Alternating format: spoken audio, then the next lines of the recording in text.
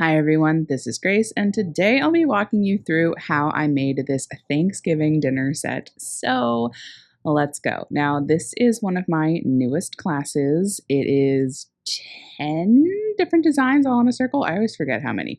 I believe it's 10. And it's called Thanksgiving Dinner, and I'm calling it Advanced Beginner. Um, yeah, I only hesitate on that. Some people might think it's more advanced, some people might think it's less advanced. Let me know by the end what you think.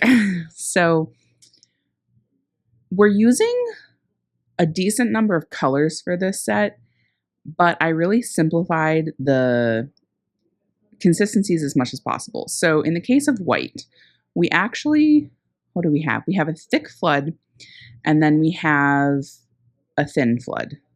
Oh no, I'm sorry. We do have three consistencies for the white. Oh, we only have one flood. We have a thick flood, and then we have a soft peak piping. Pardon my brain. So I decided to scrape this plate because I'm adding a lot to the top of it, and I just liked the varying dimension. Just added a little rim around it to make it slightly more plate looking. I don't know. You tell me. And then this is really the centerpiece of the whole set because it's a plate from the Thanksgiving dinner, and then all the other cookies in the set are individual dishes. For me, when I think of Thanksgiving, of course, I think of family, but I also just think of the food because my family, they make a mean Thanksgiving dinner. We don't make a fancy Thanksgiving dinner per se, except we always have like as many pies as there are people because we just love pie. But yeah, we have a very simple Thanksgiving dinner. So we don't actually have all the dishes that we make that I'm making in this set, but there are some iconic American Thanksgiving dishes that I just had to include. So like our plate looks similar to this, except it's Brussels sprouts instead of green beans. And then of course there's stuffing, which I didn't make a dish of, but oh well. This is a roll for all of those wondering. That seems to be the one thing that people couldn't quite figure out on my Thanksgiving plate. Yes, the slice of pie is enormous, but oh well. And I know there's not enough whipped cream, but that's okay. Okay, so this is the plate. How freaking cute is that? And then I believe this is probably, yeah, this is the pecan pie. So I have made quite a few pecan pies in my cookie career, and I wanted to make sure I did something a little bit different for this one. So, racking my brain, it has a crackle, and I was going to just leave it as a crackle originally, but we use sanding sugar in this set, which is totally optional. You don't have to use the sanding sugar. I just think it adds a nice sugary element, not so pun intended, to a few of the designs. And this one, I thought, why not? Let's just add a little sprinkle of sanding sugar to this situation and then crackle it. It just adds a little bit of extra sugary sparkle, which if you think about a pecan pie, it's just covered in sugary goodness on the top. So it made sense to me. So for this one, I'm using this fondant tool, which I only pull out for the more advanced classes. When it's just like a beginner class, I'll use the end of a scribe. This I actually got at CookieCon years ago. I don't actually use fondant. I just use this for crackle. It has this small end, and you'll see me later use the bigger end as well. Icing is ready to crackle in 10 to 20 minutes, and I'll talk more about that in the other crackle cookie from this set.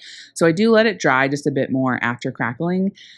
And then this crust shows up many times in this set, and this is arguably like the easiest way to do crust. So I start off with this medium peak tan color, and the motion here is a back and forth, very tight squiggle or Z, however you want to think about it. It's the important part is that it's tight. So we're just cutting a thick, like a pretty big tip in the bag normally. You can do crust with an angled tip and it will stand upright, but for this set I wanted to do just a really simple crust, and I'll talk more about the crust color in a second, or in a next in a subsequent cookie. But yeah, so the motion is tight back and forth. And you usually I have to do the cookie in about 3 sections because it's really hard to do this crust motion at anything other than the optimal angle, which is like a 45. Do I do this? Yeah, I think I do it at a 45-degree angle. So anyway, add some cute little blops of whipped cream and call it a day. All right, this one, oh, this is the corn. I thought maybe this was the apple pie. So the corn here, someone actually commented, I don't know where it was, and they were like, is that supposed to be corn on the cob? And I'm like, yes. Does it not look like corn on the cob to you? All right, you tell me by the end if you think this looks like corn on the cob. The consistency we're using here, so this is the only use of yellow in the entire set. Oh no, that's a lie. The butter on the mashed potatoes is the same thing. And what I want for this consistency is it's labeled a soft peak, but if anything, you want it on the softer end of a soft peak, somewhere between like a really thick flood and a soft peak. And the reason for that is so that you get like smooth kernels without having to do much effort. Because as you can see here, I'm just piping each kernel and I'm not settling them. Now you can see here that I'm doing every other one, and that's the key here to get the really tight, fluffy kernel look without using a thicker consistency. So if you do every other one, you let those crust over and then for like 10 to 15 minutes, and then you go back and you do the remaining ones, you'll see how nicely they kind of just fit into each other. And I had to add in a couple of white ones just for a little like color variety. I didn't have a lot of colors work within the set, although someone recommended doing like I forget, what's the name of that multicolored corn? That I probably could have done that with some of the colors. I mean, I had brown, I had tan. I don't really know what colors actually multicolored corn is. I know there's brown in there. But anyway, this is just my ode to like a simple corn on the cob. This is something my family does not have at our Thanksgiving dinner. But it's just such a cute cookie and such an easy cookie to do or easy design to do on a circle. So like obviously had to include it. And I'm just doing basically a pressure piping here. I'm like squeezing like a mad woman. I'd say that the tip that I've cut is a bit bigger than a normal piping tip, but not like a flood. I still want to have some control. And the way that I'm lifting off each kernel, I'm not lifting straight up. I'm kind of doing like a back and forth motion swoosh with my wrist. Because if I lift straight up, I'm more likely to get some sort of a peak on it. And as you can see, I cannot be bothered to settle each of these kernels. So I just want to be able to pipe it and be done with it. And that's it. That's the corn on the cob. Yes, it is. All right, next up. Okay, this is the apple pie. So this one I can talk more about the color of the crust color and more fun things about that. So right here, I'm just using a scribe to etch out the cutouts. And I did that instead of an edible marker because it's really dicey when you do cutouts or when you sketch out cutouts because, you know, it would be really easy to like not fully cover a cutout. So if you use an edible marker, you might have edible marker peeking through, which is not ideal. So what I'm using here is actually a a medium peak to outline. This is the same exact bag of icing used for the outside crust. It is a thicker consistency than I normally like for an outline, and it is a bigger tip on the bag. But this is what I just decided to roll with. I did not want to make people create a soft peak just for this outlined cookie. I also didn't want to just use a thick flood because that would have, like, these are small cutouts and they would have collapsed very easily. So this was the compromise. It's not ideal, but it's good enough. And the thing I do here is I make sure that I flood immediately after piping the cutouts because then there's a better chance of kind of the flood melting into those. You can see those really thick outlines there. Use that scribe to really jiggle everything into place. So in terms of the color here, oh, actually in a second, I'm going to show you what I think is the best part of this pie. Now, this is an apple pie, but you could like scrape the bottom of that and make it any pie. It could be a cherry pie. It could be a blueberry pie. This was just my way of doing apple pie, because really apple pie is like one color. It just all looks tan. But I love this little sanding sugar added on top. Now, as I promised, in terms of the color tan here, I start off with AmeriColor Ivory, and I use mostly that, but then I add a little bit of lemon yellow because I just find that it needs a little more yellow hue to the color to get it to be the right color of tan.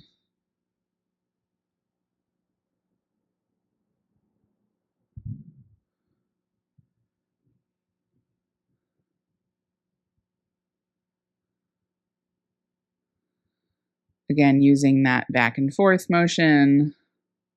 Et voila, she is finished. Okay, next up is a delightful American classic that I've actually never eaten before. But I included it in the set. I mean, I could have just done like a plate of green beans, but I wanted to get a little fun. This is green bean casserole, which, if I understand correctly, is green beans mixed with Campbell's soup, cream of mushroom soup. So it's just like this creamy, whitey soup. And then it's topped with fried onions.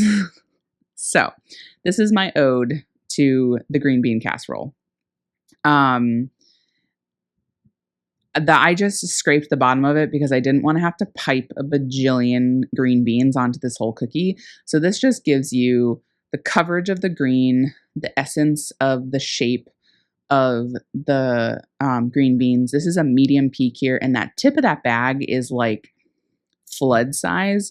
I also added the green beans here because, as you can see in this set, like without the green, it really needs the green. It also really needs the red, which I'll talk about when we get to that cookie. This here is an extra thin flood. So actually, this is a third consistency of the white. I forgot that because you don't want to use too thick of a flood. You want to use something really thin that's going to give very light coverage, so you can still see the green popping through. And beware, make sure to do the flood here. Make sure to do it. Make sure to use my brain. What am I trying to say, Grace? That's a good question. Make sure. Oh, to make sure that the green beans are like basically completely dried, because you'll find out when you try to paint that white icing over that it's very easy to like knock over a green bean, which is not ideal. Okay, the little fried onions here are the same bag as the crust, and we're just doing a little pressure piped squigglies. Yeah, I hope it gives fried onions. I hope this gives green bean casserole. I just thought this was more fun, again, than just doing like a plate of green beans. So there we go. What do we have next? Okay, we have a pumpkin pie, classic pumpkin pie. Again, I've done a million pumpkin pies in my cookie career. Not a million, but like enough. And I always like to do something different, especially for classes. So this one is just slightly different, keeping this in like a simple approach here with a advanced beginner class. My favorite texture technique to do on pumpkin pie is the bear technique, but that requires like a specialty brush, and it requires waiting a really long time. And I just didn't feel like incorporating that into this set because there was enough going on. So the little added difference is, y'all, this is cinnamon. So I'm sure most people just have cinnamon in their cupboards, especially this time of year. It is dry cinnamon with a dry brush, and I'm just like splattering it over the wet icing. That's the key thing here, the wet icing. And then as long as you do it while it's wet, that cinnamon will just like sink in to the icing and it will dry completely and it's amazing. If you do accidentally tap like a huge glob of cinnamon, that won't completely dry, but it's good enough. Okay, let this dry for like at least 30 minutes before you do the crust on top. Again, same deal with the crust. Now you'll see here with that orange, it's just a thick flood. That is the only orange in this set is a thick flood, and I use it for everything. So like with the apple pie, we did a 2 consistency outline and flood, but for this one, it's a 1 consistency. So this is one of those sets where I'm really playing around with the 1 versus 2 because I only want to use what is, or make what is necessary. So it was not necessary to do a 2 consistency outline and flood with this, but it was necessary for the cutouts on the apple pie. So this one, this is the mashed potatoes. And this is actually the first time I've ever showed or done the parchment paper technique in one of my classes. I don't know. I usually let my parchment paper dry overnight, and I just didn't want to deal with that concept with a class. I don't know. I couldn't wrap my head around it. But for this one, it all worked out. So we're doing the thick flood, and you want to leave ample space on the edge because you're going to take this parchment paper and you're going to crumple it up and place that on the icing. The key here is to make sure that you're getting that white icing into all the little crevices of the parchment paper. And then you want to let this dry for at least 3 to 4 hours. I usually just let mine dry overnight, but I will like peel the corner off. You can see there that it wasn't quite dry enough. I was peeling some of the top layer off accidentally, but I was impatient. So this brown here, the same flood that was used for the, what is that called? Pecan pie. This is the gravy. Now, I thought this looked a little just like blobby. I could have left it like that. Me personally, I only put gravy on my mashed potatoes. I decided to add a pat of butter, which I did Google. People do put gravy and butter on their mashed potatoes. I don't understand it, but it's a thing. It's kind of giving pancake to me, but that's okay. All right, so let's talk about the red here. This is the cranberry pie, or what ends up being the cranberry pie. I originally was going to do cranberry sauce, and honestly, it's the exact same like red application. I just added a crust to it. If you don't like it as a cranberry pie, you can just make it cranberry sauce, but something about it just was not giving what I needed it to give, so I made it into a pie. The red here, you can see it's not a fully saturated red. That was very intentional. As long as it's in the red direction, it doesn't need to be super red. Then I'm adding a sprinkle, of course, of standing sugar. The consistency of the red here is a soft peak, and that's the only red consistency in this whole set. Here, I'm just doing some generous blobs.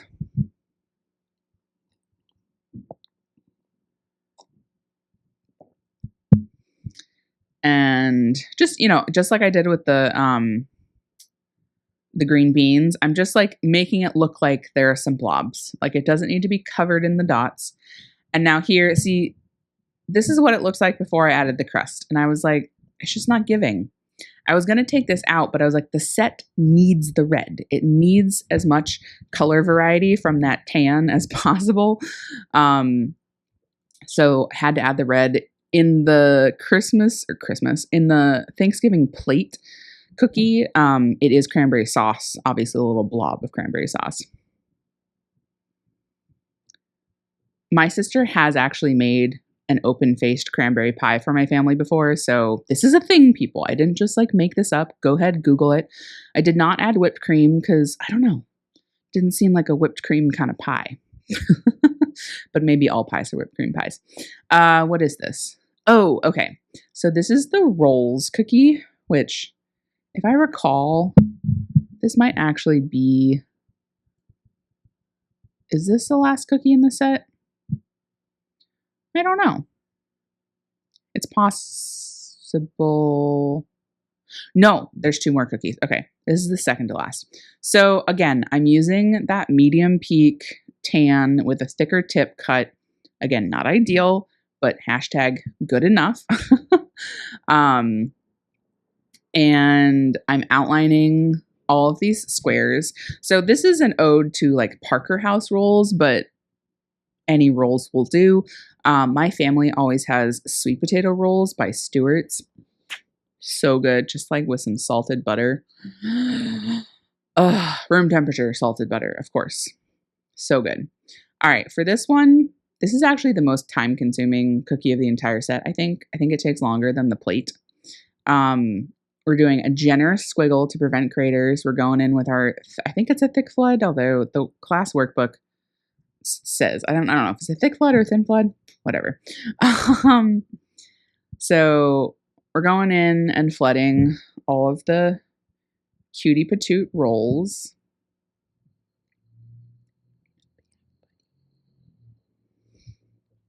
Moving pretty quickly because we're going to be doing actually some wet on wet, believe it or not.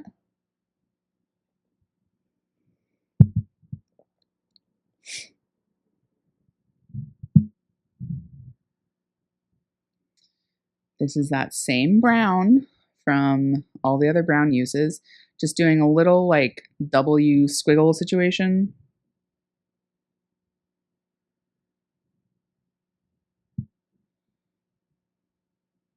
And then I'm using my scribe to just go back and forth, back and forth. I'm just messing it up. So this is supposed to look like the browned top of the rolls. If I had made this a more advanced class, what I would have done for this is to actually paint the top of the rolls with ivory food coloring. I've done that before on challah bread that I did a cookie out of, and it just looks really cool and like I'd say more realistic. But for this set, I was really sticking with the royal icing purist situation. So I like how it looks. If you don't, that's okay. Those first four, we let them crust over for about 10 to 15 minutes, and then you go in with the next four. What makes this take so long is that you have to do it in sections, and then you also have to like flood all these individual things. You have to do it in 3 different iterations, whatever you want to call it.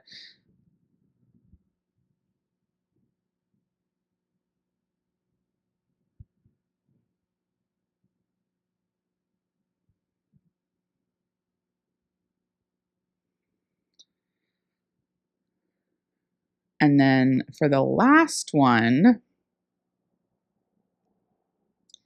this one I like to make a little bit more generously flooded. So they're all not exactly the same size, which I think is fine. And when you do the center one last, there's really very little concern of overflood because it's just being held in so beautifully by all the sections around it.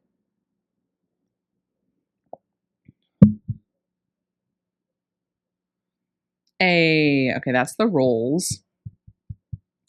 And then last, but certainly not least, is the other use of orange from this set, which is another dish that we don't have at our Thanksgiving and that I've never had myself, which is sweet potato casserole. And I believe what it is, I think it's mashed sweet potatoes, that are probably sweetened in some capacity. And then they're topped with marshmallows that are toasted. Sounds delightful. My family does not have any sweet potatoes. We just do turkey stuffing. My mother's stuffing has celery, onions, and fresh cranberries in it. Oh my God, so good. Mashed potatoes with gravy. Asparagus. You wanted to say asparagus. Brussels sprouts with apple or balsamic vinegar, and I'm blanking.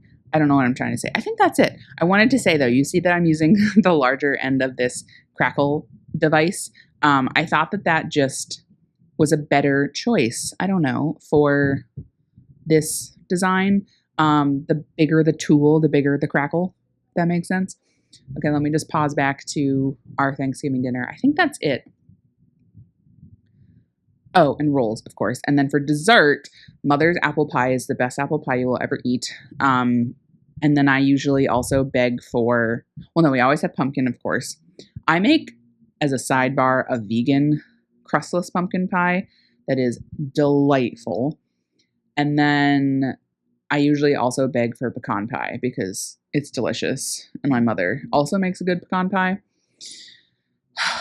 Back in the day, Dad would make mincemeat because he's a big fan of mincemeat. Sometimes we'll have cherry pie. Pie is so good. Good pie is good. There's a lot of bad pie out there that I will not touch with a 10-foot pole. But the good pie, especially fruit pies, a lot of fruit pies out there are just like gelatinous and too sugary and just, ugh, no thank you. So this here is my ode to the marshmallows on top of the sweet potato pie. I don't want to cover the entire cookie with the marshmallows because that like just design-wise does not look that great. And then for the toasted element, this is where I'm using the cinnamon again. Again, this would be an instance where if I was doing painting, I probably would have painted the top of these with that ivory. I think that the cinnamon is a nice little compromise, easier to do too, because when you have to paint, you have to let the icing dry completely, and then to thin the paint, to thin the gel coloring, you need to use a high-proof clear alcohol. And so that's just like extra stuff that I didn't want to have to require people to get for this set because there was already enough going on. So I think the cinnamon is cute. I think it works. I'm sure there's also actually cinnamon in that dish. So to me, that's perfect. Okay. Whew. Thank you so much for spending the last 30 minutes with me. I hope, as always, that you enjoyed watching this. You learned a thing or two. You might even make these cookies yourself. They will be, or the link to the class is in the description. I think that's all I've got to say today, and that's it. So I hope y'all have a wonderful rest of your day. Bye.